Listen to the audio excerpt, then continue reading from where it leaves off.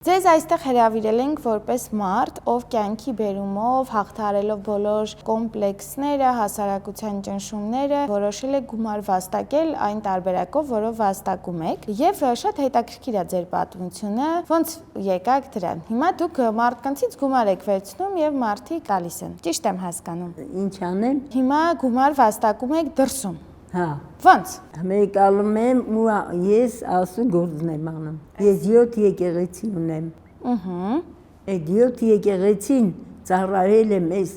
Նովոսիբիրսկի Աստվածը ասեց հրեշտակը։ Դե ես հետներն եմ։ Ասեց դու պետք է եթաս Երևան քո տուն։ Ես Նովոսիբիրսկ աշխատում էի, ստոլիկեր, ամեն ինչ դրած, ծախում էի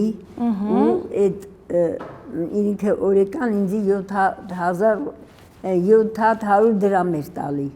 խազեինը։ Ասեց դու առևտուր իրավունք չունես անես, եկա Երևան,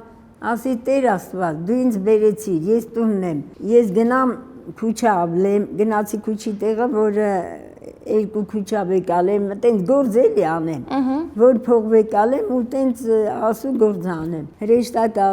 ասեց դու քնի հեսա կտենաս ինչա լինելու։ Բարկա քնա մեկ է տեսա ինձի իջացրեց մի հատ մարդ, տարավ մի հատ սենց երկար բաներ լիքը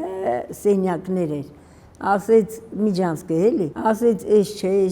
չէ, տարա վերջի սենյակը մի հատ տղամարդ գիրքը բաց նստած, ինքը հրեշտակ էր, երազով էլի։ Հա։ Ասեցի ես ինչ պիտի անեմ, սես նայեց անունս կարդաց, ասի ես գնացել եմ քուչա աշխատանք վեկալեմ որ անեմ, ասեց քեզի գրած չի որ դու աշխատես արդեն։ Ասեց դու պետք է իթաս դուրսը փող հավաքես ու ասու գործ անես։ Աստված ձեզ շատ հարմար գործ է տվել։